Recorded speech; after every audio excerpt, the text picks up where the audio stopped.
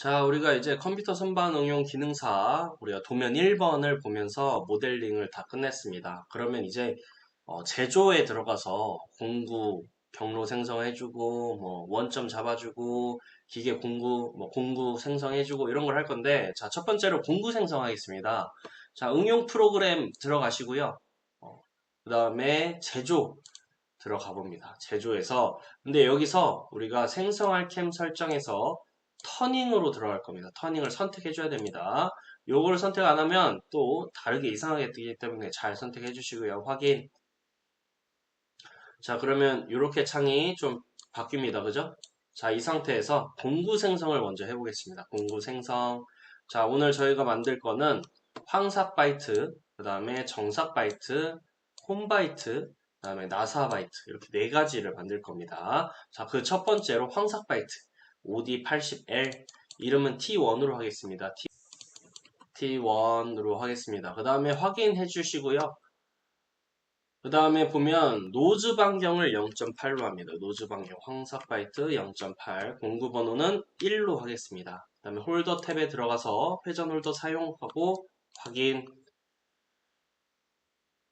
자, 이렇게 해주시면요. 그 다음에 공구 생성을 했는데 생성된 공구는 어디서 보나요? 자, 여기서 오른쪽 버튼 누른 다음에 기계 공구 뷰 들어가도 되고요. 여기 아이콘 기계 공구 뷰를 눌러도 이렇게 T1이 만들어진 걸 확인해 볼 수 있습니다.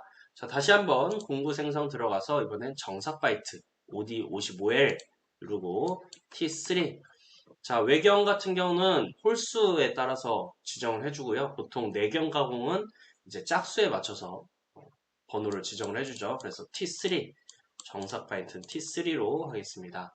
노즈 반경 0.4로 줄여주고요. 그 다음에 공구 번호 3, 그 다음에 홀더, 회전 홀더 사용해주고 확인. 자, 다음으로 공구 생성 다시 한번 하는데 이번엔 그루브엘, OD 그루브엘. 요거는 뭘까요? T5입니다. T5. 그 다음에 저희 학교에서 활용하는 거는 인서트 폭이 3mm짜리이기 때문에 인서트 폭만 인서트 폭입니다. 지금 보면 한 번씩 인서트 길이 다른 걸 바꿔주는 사람들이 있는데 인서트 폭을 바꿔줘야 되고요. 공구 번호는 5 넣어주고 자, 공구 번호는 5 넣어주고 홀더, 회전 홀더 사용해주고 확인. 그 다음에 마지막으로 공구 생성해주고 이번엔 OD 스레드 L입니다. OD 스레드 L 나사 가공이죠. T7, T7 넣어주고 확인.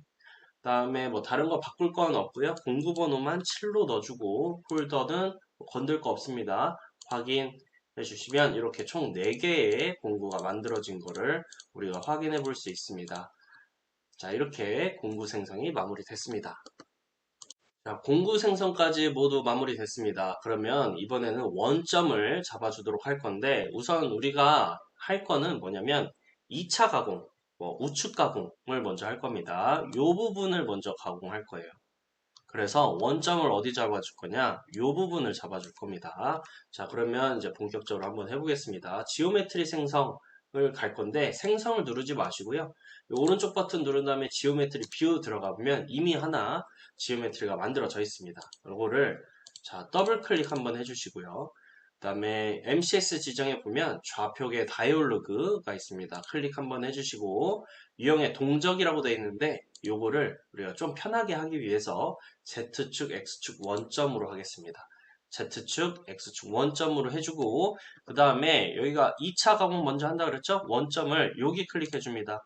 여기 공작물의 끝지점 아니고요. 가공품의 끝지점입니다. 끝지점 클릭해주고 보면 우리가 지금 CNC 선반할 때 생각을 해보면 요 방향, 축 방향이 Z죠. Z.